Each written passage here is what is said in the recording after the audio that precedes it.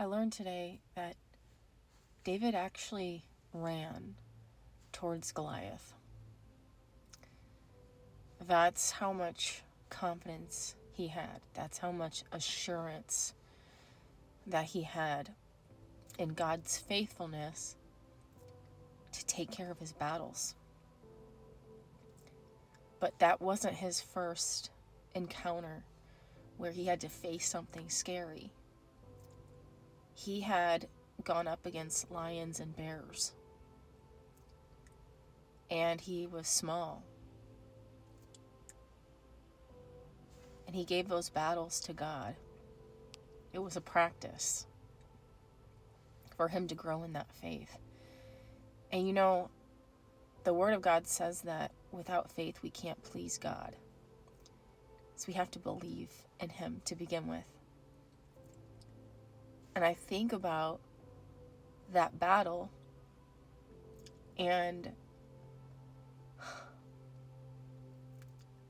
imagine God's delight in watching His Son trust Him that much.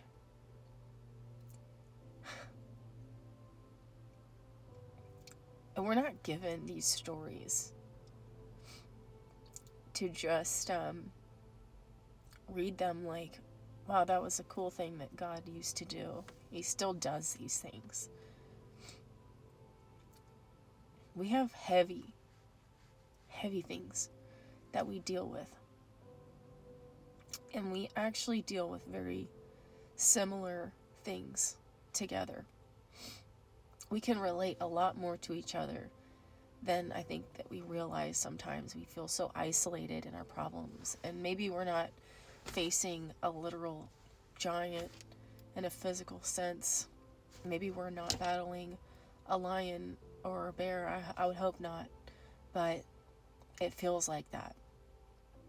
And sometimes the emotional stuff, the heartache, the rejection, needing your needs met and being fearful about that and trying to support a family, all these things can become giants in our life. They can become these massive mountains.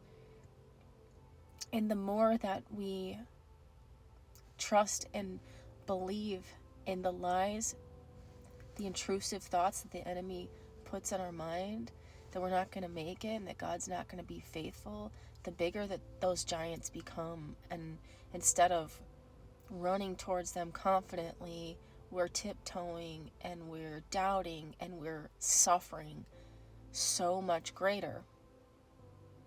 He gives us these battles because they prepare us. They prepare us to be used by Him in greater and greater ways. And we read about the story of David. How many people have read about the story of David and been moved by that story, and it's helped their relationship with God? David is not loved more.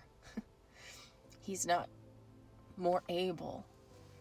He was made able, and so are we.